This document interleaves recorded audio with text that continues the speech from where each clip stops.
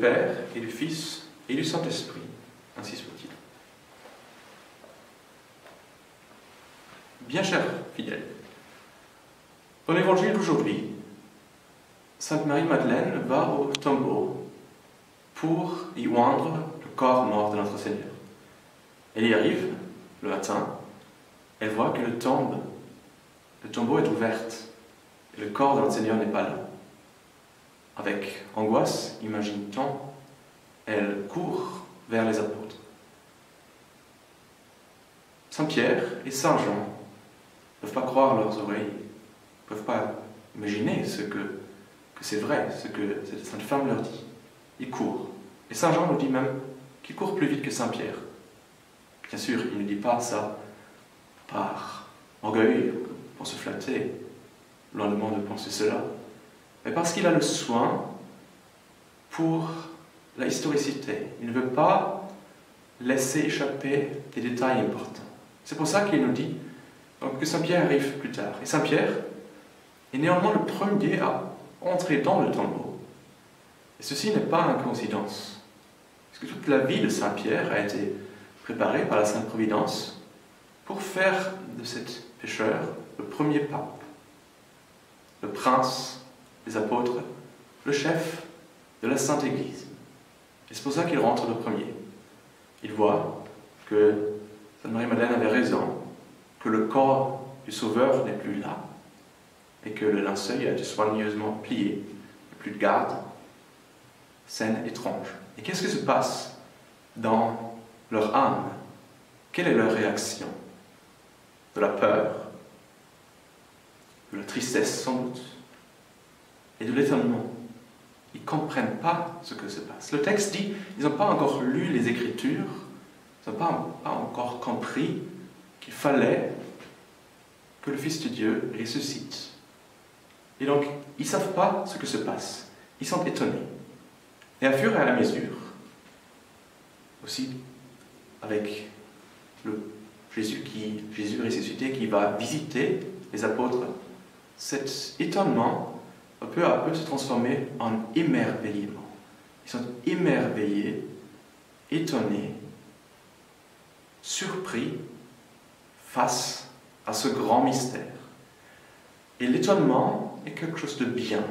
L'étonnement et la surprise, le sentiment de surprise, est quelque chose de bien. C'est la base, c'est le commencement de la connaissance, de l'apprentissage. Pas apprendre si on n'est pas d'abord émerveillé. Et il faut être émerveillé, il faut que nous soyons, nous chrétiens, émerveillés de la résurrection de notre Seigneur chaque jour de notre vie. Il ne faut pas qu'on s'y habitue comme si c'était la chose la plus normale du monde. C'est un miracle. Et un miracle, quelque chose de merveilleux, c'est quelque chose de mystérieux, c'est quelque chose qui n'est pas clair. Qui n'est pas clair comme 1 et 1 égale 2 est clair. Le grand cardinal Newman, on lui disait, en lui complémentant une fois, que cet exposé théologique qu'il faisait, c'est très clair. Et le cardinal disait, oui, mais aussi les fonds bas à clair. The shallows are clear too. Une chose fausse, une hérésie, toujours aussi quelque chose de clair. Par contre, la vérité et le mystère de Dieu est quelque chose qui n'est pas aussi clair, qu'il faut donc émerveiller, qui va nous surprendre.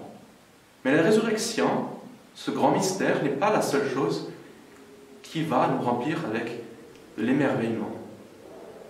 Ne vivons-nous pas dans un miracle constant, chers fidèles? Nous vivons de la vie qui est en elle-même quelque chose d'émerveillant, quelque chose de surprenant, quelque chose qui doit nous surprendre. Il y a une centaine de milliards de galaxies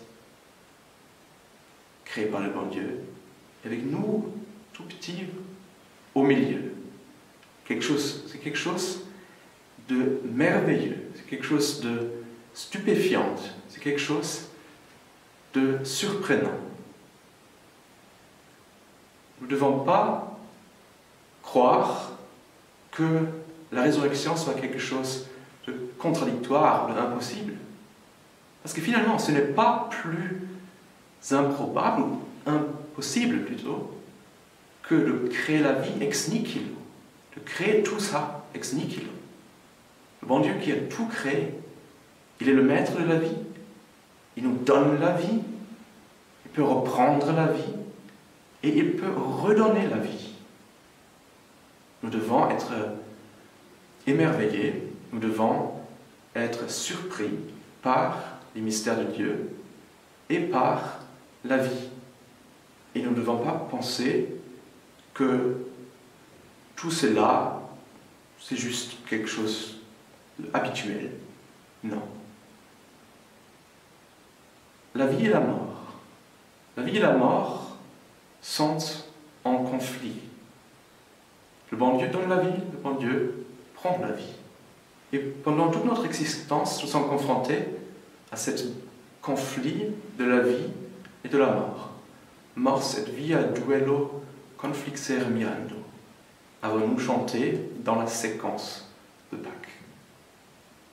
La vie et la mort, la lumière et les ténèbres, la joie et la tristesse. Particulièrement en ce moment du coronavirus, nous voyons ce conflit entre la vie et la mort. Il y a 3 semaines, à peu près, que tous les médias disaient « on va tous mourir, ça va être l'inferno ».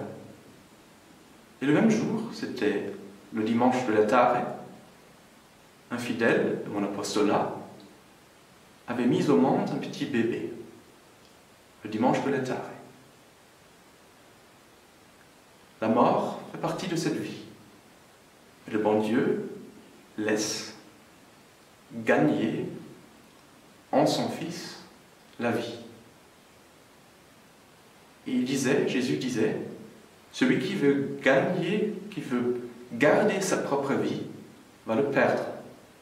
Et celui qui le perdra pour moi, va le gagner. Il y a quelques jours que j'ai lu dans un journal qu'un prêtre en Italie est mort dans un hôpital, mort du coronavirus, parce qu'il ne voulait pas prendre son respiratoire, il voulait plutôt le donner à un autre malade plus jeune que lui. Et ce prêtre est mort.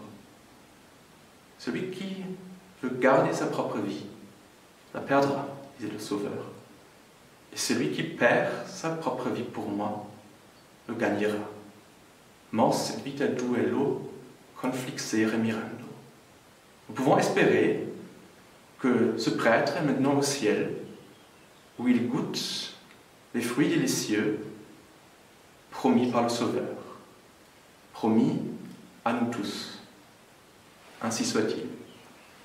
Au nom du Père et du Fils et du Saint-Esprit, ainsi soit-il.